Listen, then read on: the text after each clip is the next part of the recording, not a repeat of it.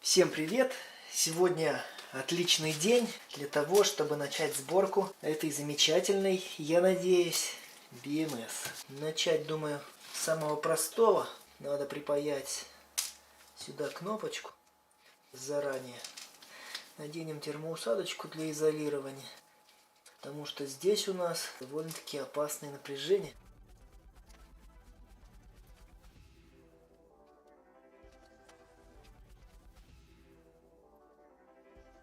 Ну как-то вот так вот.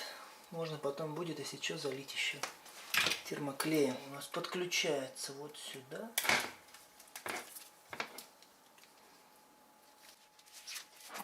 Также нам нужно включить питание для экрана. Плюс у нас вот здесь.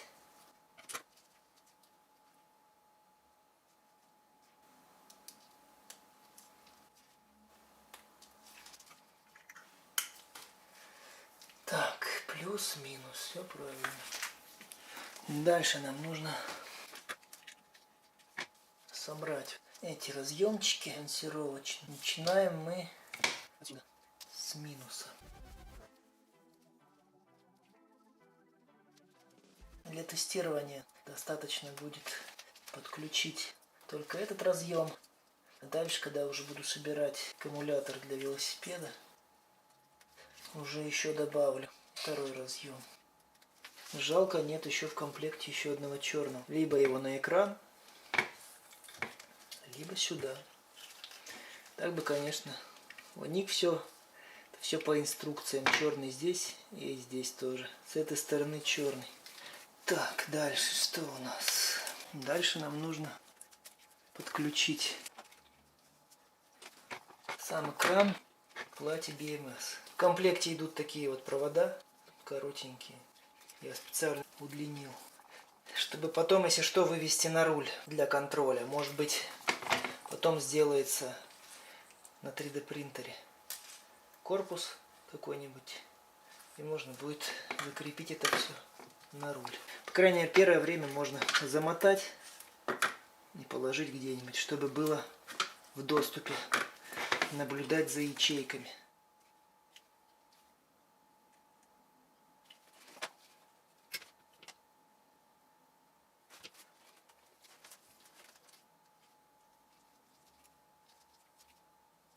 Могли бы, конечно, и сразу сделать нормальные провода. Излишком можно было бы там скрутить. Но нет. Ну или, по крайней мере, одну из этих частей сделать подольше. Можно было их просто спаять и все. А так два соединения придется делать. Так, сейчас я запаяюсь это дело, а потом надо будет вызванивать.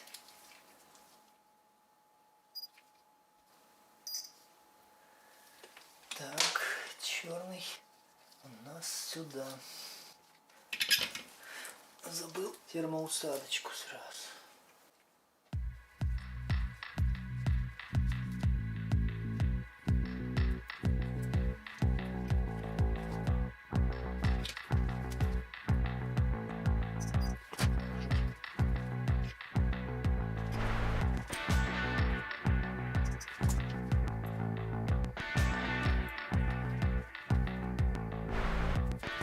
Еще раз прозваниваем.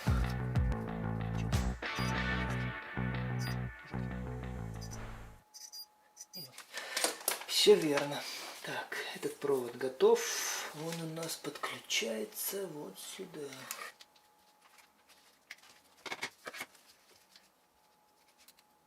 Так. Я его еще раз проверил, уже с разъема.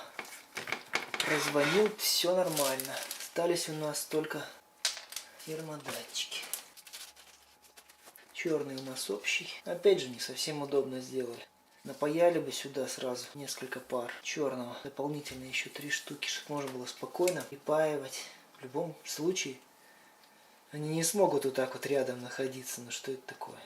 Отводить нужно в любом случае. Ну я, наверное, сначала-то нужно будет потом батарею собрать. Потом уже смотреть, какая куда длина, и уже напаиваться. Сейчас достаточно будет напаять их просто прямо на провода, для того, чтобы проверить, это все в работе.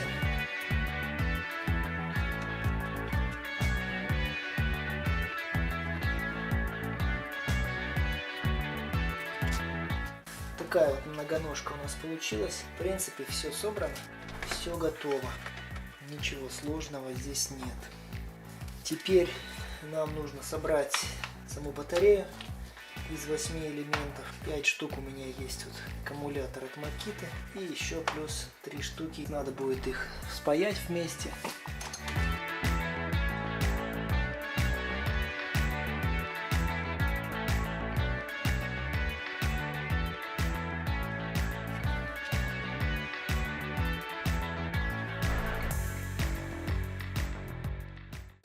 Такой вот блок получился у нас. Теперь нам нужно отключить разъем и подпаять концы по порядочку. Крайний — это минус. Его нам нужно припаять вот сюда. Следующий нам нужно припаять вот сюда.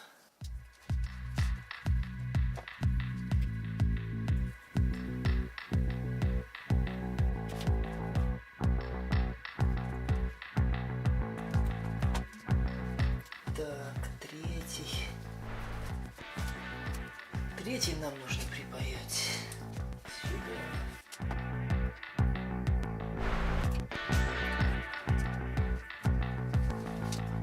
Четвертый вот сюда.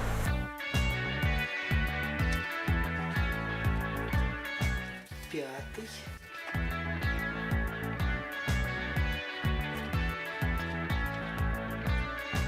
Так, шестой. Сюда напаяемся.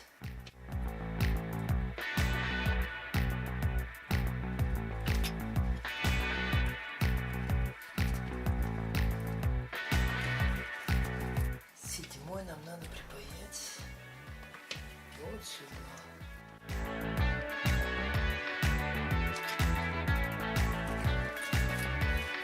Восьмой.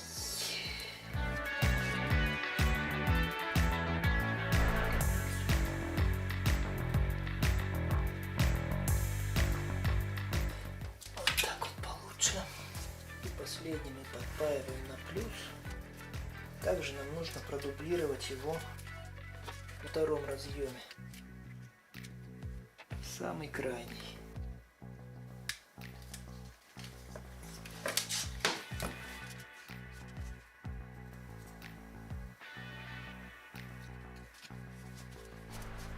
И теперь осталось, конечно же, все это дело прозвонить перед тем, как подключать.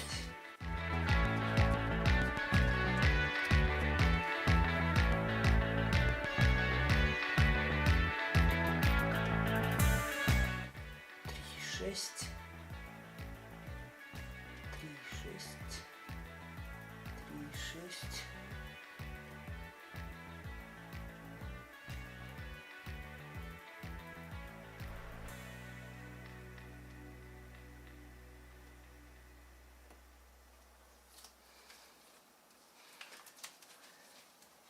И все. Да.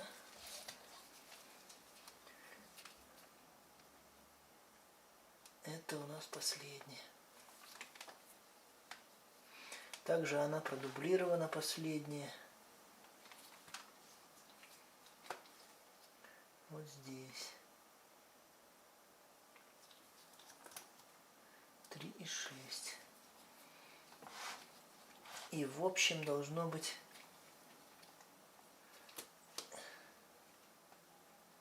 и тут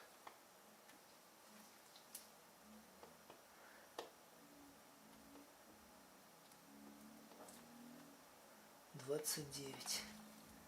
И вот здесь тоже. Все правильно. Также нам надо еще минус с батареи подключить к минусу сюда.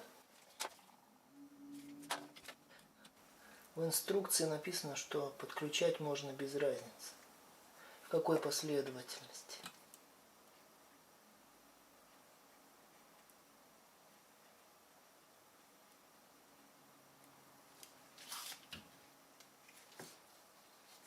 Прогреть такой провод сложно. здесь и сейчас нажать кнопку, он должен пикнуть. О, пикнул. Загорелся светодиодик здесь. Здесь тоже.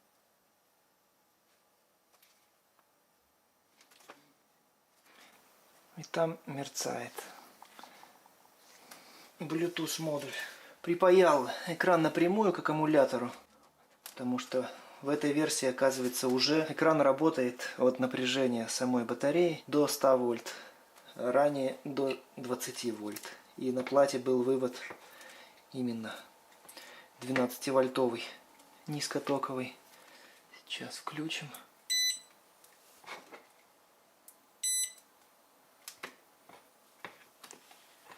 Нажимаем долго верхнюю кнопочку. Включается дисплей. И в этом режиме уже это кнопки вверх и вниз. Все ячейки, вот он показывает 8 штук, которые в данный момент подключены. 4,92, 4,95 вольт. Так, здесь все датчики температуры отображаются. Сейчас их проверим. Так, работает. Второй тоже работает. Четвертый.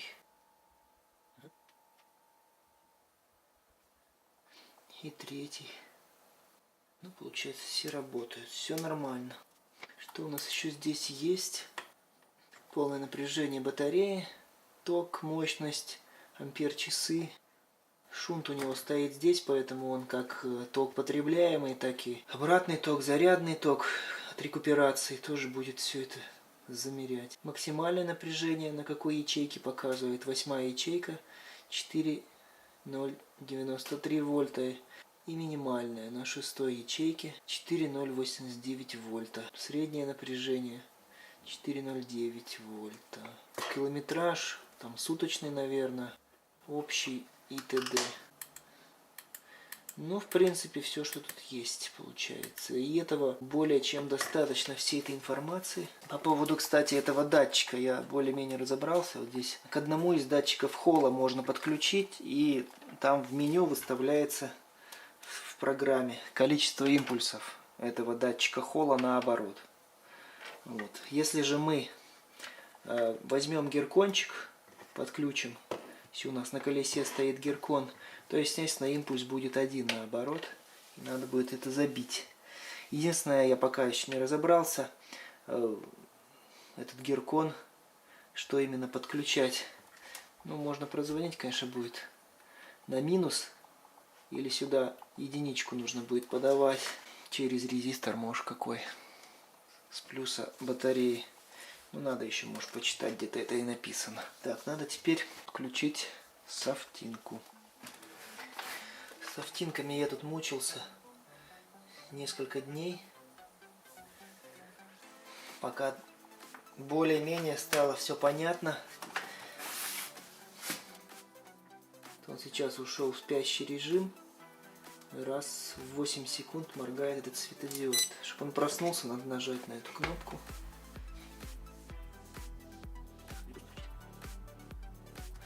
Тут больше всего именно глюков, именно вот с программой, с этой. Это капец какой-то просто. Именно очень глючное программное обеспечение. Короче, первый раз перезагрузил телефон, и она тут же подключилась, русская версия.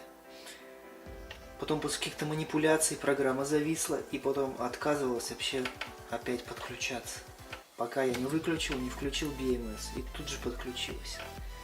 Ну, капец какой-то, короче. Ну, с английской версией проблем таких не бывает. Это именно, как я понял, люди сами здесь русифицировали эту программу. Вот. А здесь такая проблема, что чтобы что-то исправить, какие-то параметры, нужно написать это значение с точкой, запятая здесь не ставится, сохранить. Она сохраняется с точкой, потом мы ставим галочку и сохраняем еще раз, и она сохраняется с запятой. Чтобы править другой параметр, галочку с этого нам нужно обязательно убрать, иначе приложение вылетит. Дальше настраиваем какой-нибудь другой параметр, также ставим точку, Сохраняем. Потом ставим галочку и сохраняем. Она уже сохраняется с запятой, и галку убираем. Идем дальше. Так проходим по всем параметрам. Я тут все поднастроил, пока на 8 ячеек. И, кстати говоря, если здесь не настроить количество ячеек, как у меня изначально это было, здесь стояло 24 ячейки. Именно поэтому я еще тоже с этим парился. Пока не поставил 8, он не перестал ругаться и не включил выход. Ну вот как-то так настроить получается, с небольшим геморроем пока. Надеюсь, потом приложение они сделают нормальное, доработают это все дело.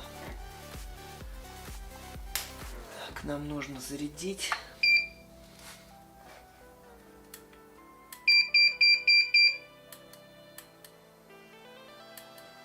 И смотреть ячеечки. Сейчас тоже будет. Нет. Ругается, надо переподключиться.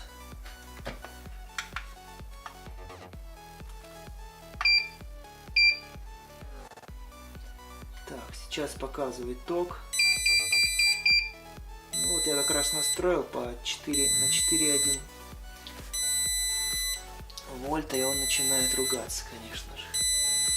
Сразу же выключает выход и пищать начинает.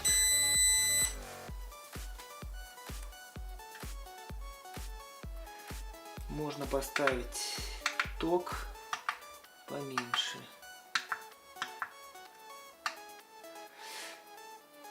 Он, возможно, будет успевать балансировать их. Ячейки. Нет, снова выключается. Ну, тут есть которые ячейки, вот я подключал, они просто-напросто уже очень такие. Во-первых, это не Samsung, какие-то перепаковки. На них напряжение сразу даже не успевает здесь, видимо, отобразиться. На них напряжение быстро подскакивает и BMS вырубает. Попробуем, конечно, еще поставить 50 миллиампер.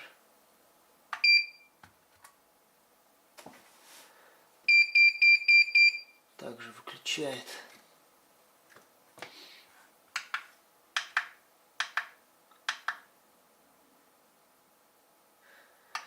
Попробуем разрядить. Так, 8 ячеек.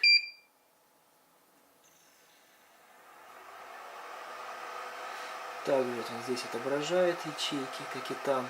Не, ну удобно очень, конечно. Мощность 48 ватт, 32,1 так, 32 вольта. Ну да, почти то же самое. Тут немножко падает, конечно же, на проводах. Но ток 1,4 ампера, 1,4 ампера. Вообще прям замечательно. Шунты работают. Разброс по ячейкам показывает. Сейчас, конечно, мы не будем их полностью разряжать. И это единственная версия, где все очень радует. Здесь можно выставить параметры самому.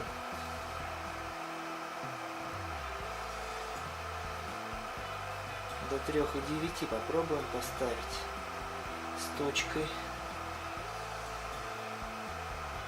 Ой. Да, до 3,9. Потом главное не забыть исправить. 3,9. Галку ставим, сохраняем. Есть. Еще раз заходим, смотрим. 3,9 сохранилось. Попробуем. Зачем я выхожу? Параметры.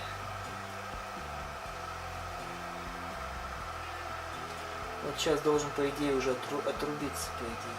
На одной из... Оп, 3,9 и отключился. Ну вообще супер. Класс. Пробуем зарядить теперь. Не надо ждать, проверить BMS можно вообще вот так вот. пороги. Все работает. Минус 0,2 ампера. 32,6 почти. 32,6 с учетом падения. Но если ток сделать маленьким,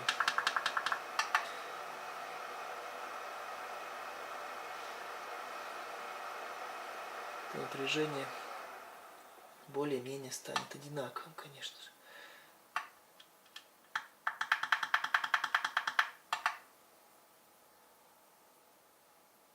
Оп. И выключилось по ячейкам. Кстати говоря, ток балансировки здесь можно выставлять. Вот он, балансировочный ток 180 миллиампер я поставил. Вот этот стартовый ток, насколько я понял, 15 ампер. Его нельзя задирать слишком сильно, если у вас не мощная BMS. Можно полить мосфеты. Стартовый ток, это, я полагаю, он измеряет при пуске именно. Пусковой ток ограничивает, когда трогается. Резкое напряжение, бросок тока, он именно ограничивает эти броски тока, чтобы ничего не выпалить. Довольно-таки очень умная BMS. Фактическое полное напряжение, единственное, с этим параметром пока ничего не понятно. Фактическое полное напряжение 36-40. Непонятно, что значит. Датчики температуры я все выставил пока на 50 градусов. Как только по какому-то из датчику напряжение, температура будет 50 градусов, тоже произойдет отключение. И что самое классное, пишет она причину отключения. По какой причине произошло отключение. Вообще очень круто. Ну, в принципе, по приложению более-менее понятно. По крайней мере, для моей 5-й версии, что нужно либо телефон перезагрузить, либо BMS перезагрузить, чтобы русскую версию для настройки можно было запустить. Но у кого работает английская версия, тому повезло, считайте. Там, в принципе, тоже все понятно, как бы английский, технический, как бы все нормально. Из этой версии. Ну вот теперь с английской версией проблема. Что-то у них там. Думаю, что телефон надо перезагрузить для этого. Он не хочет подключаться. Ну, как-то так. Ну, главное, что работает все, четко отключается. Это самое главное, чтобы не испортить ячейки. Ячейки, конечно, одно не испортить. Ну, и чтобы она была надежная, чтобы не произошло размыкание, непонятно с чем связанного. Потому что куча датчиков, куча электроники там напичкана. Смотрел я это, конечно. Схема сложная, главное, чтобы надежно работала. Это уже покажет время. Аккумуляторы уже, партия для велосипеда Samsung 30Q уже таможится. Я надеюсь, скоро получу. Тесты будут партий на сопротивление, на емкость. Думаю, протестирую там несколько образцов в любом случае. Главное, чтобы успели холдеры еще прийти пластиковые. Куда я это все буду вставлять, потому что уже не хочу именно собирать так. Термоусадка к термоусадке, потому что очень переживаю, чтобы не произошло возгорание, если перетрется термоусадка. И обертывать тоже уже что-то неохота, как я прокладывал изоляционный слой. Все-таки в пластиковых холдерах оно более жесткая конструкция, и легко ее извлекать уже, она уже в корпусе. Но сами понимаете, что это как бы уже более серьезно. И я хочу ее, конечно же, извлекать из велосипеда, чтобы она довольно-таки быстро извлекалась. Не делал заполнение внутренней части аккумуляторной по максимуму, чтобы были зазоры, чтобы можно было ее спокойно извлекать, потому что, намучившись с этими железофосфатами, которые были впритык там, что их тут туго там запихивал я постоянно, это вообще, конечно. С литием хочу сделать именно, так как с ним можно собрать нужную конфигурацию по ширине, по высоте, по толщине, и прям, чтобы она вставлялась, вытаскивалась легко, чтобы можно было ее хранить. Допустим, долгое хранение, там я в холодильник ее засуну, все-таки батарея будет стоимостью $900, как бы, и хочется продлить ей жизнь, чтобы она во время того, как я ее не использую, лежала в холодном месте, а именно там в холодильнике или даже в морозильнике. Есть у меня затея, конечно, все-таки купить морозильную камеру, хранить там какие-то аккумуляторы. Ну вот, произошло отключение.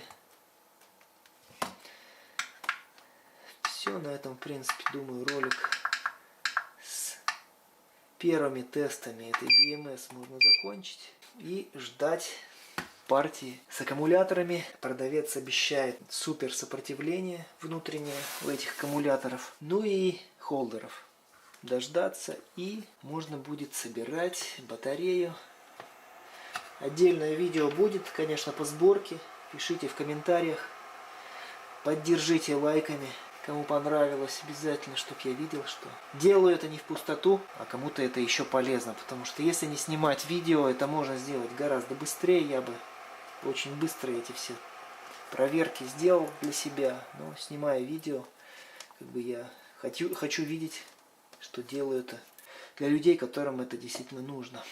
Если не нужно, ставьте дизлайки. Если нужно, ставьте лайки. Ждем аккумуляторов, ждем холдеров. И ждем новое видео. Я надеюсь, оно быстро выйдет. Всем спасибо за просмотр.